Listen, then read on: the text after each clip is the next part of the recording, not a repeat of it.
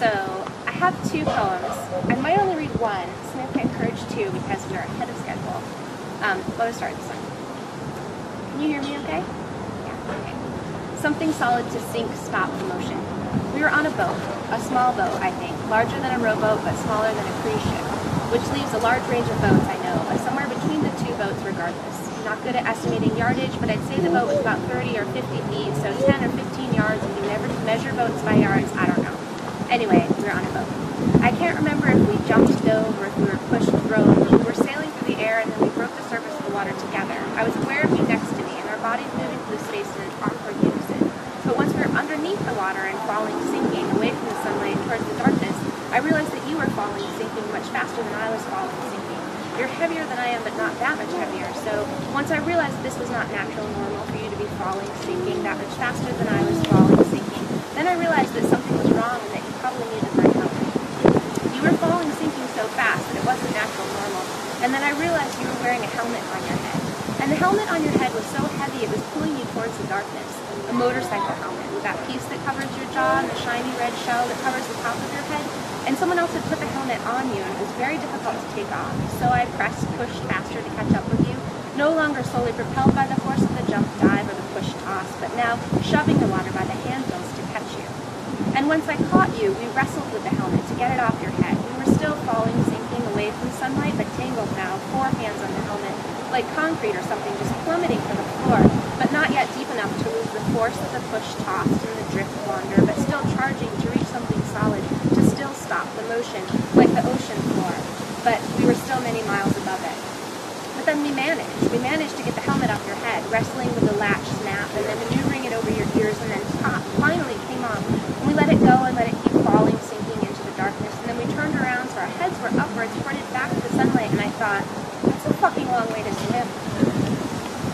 And then the physical sensation of arms reaching up overhead and pressing, pushing down hard towards sides like a wine opener, the ones with the 2 arms, and it screws into the cork, and once the screwing is finished, then the arms are above, and then you just press, push the arms to the side, and the cork pops. So I pressed, pushed hard against the water, and made that S motion like they taught us in high school with our torso and our legs, like a snake moves, but side to side, but no, this was back to front. And I just kept looking up to the water's surface where there was sunlight, my lungs swollen in the pause of a long inhale, but press, push against the times and when we jumped, dove, and we pushed, thrown.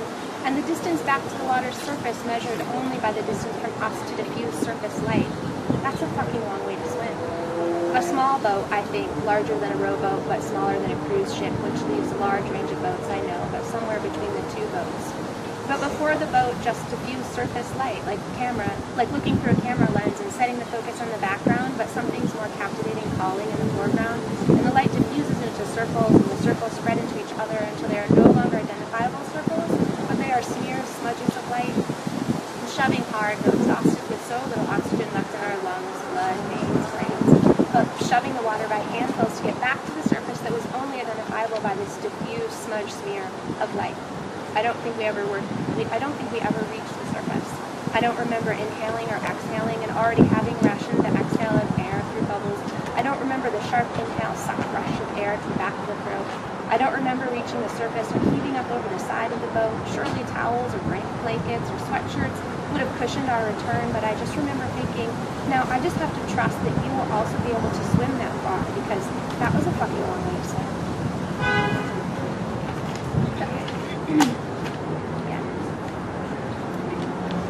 I wonder has then become my worry. I wonder about the countries that have fresh water and the countries that do not have fresh water.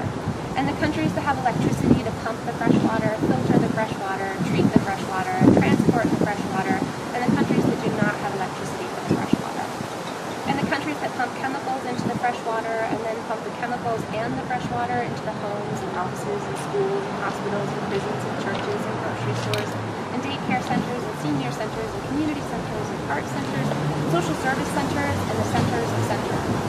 And the countries that pump the water into the parts of the country that have no water, and the parts of the country that have no water but are rapidly increasing in population, but actually increasing in population in areas that were many years ago, or not so many years ago, dormant, desolate, perfectly desert. And the countries that reroute the water many miles away, in part because the people many miles away make more money than the people nearby, and they are able to pay for the water to come from farther away, or the people who make less money through through evolution, the water has been trained to follow the money, to follow towards the money, to redirect its route towards the people and places who have more money, even if this was not natural, its course, of course, its habit or instinct or the way to survive. Natural, I know, is problematic. So I wonder about the countries that move the water, and I wonder about the countries that do not move the water. I worry about the resources to move the water, and I worry about the resources to not move the water. I worry about the water. I worry about the animals and vegetables and minerals that are living in the water, and the animals and vegetables and minerals that are living near the water, and the animals and vegetables and minerals that are living farther away from the water, and the animals and vegetables and minerals that are now living very far away from the water. Regardless if they have adapted to their environment, unless their environment has somehow not been trained to follow the money, which is very unlikely for the majority of large animals, vegetables, and minerals. And there are, of course, a few exceptions, a few examples of human populations that are not yet, through evolution, being trained to follow the money.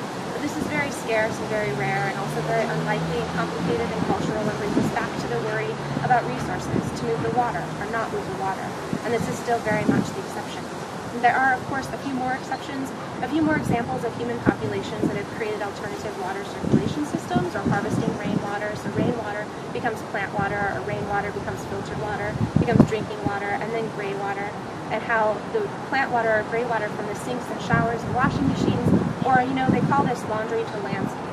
But it's very rare and very unlikely, and dependent on very specific geographical locations and education, exposure to training to keep the water safe for consumption, or the brainwaves that have also been evolved to follow the money, to follow towards the money, to redirect their route towards the people and places and center with money, even if this was not their natural course or instinct for survival.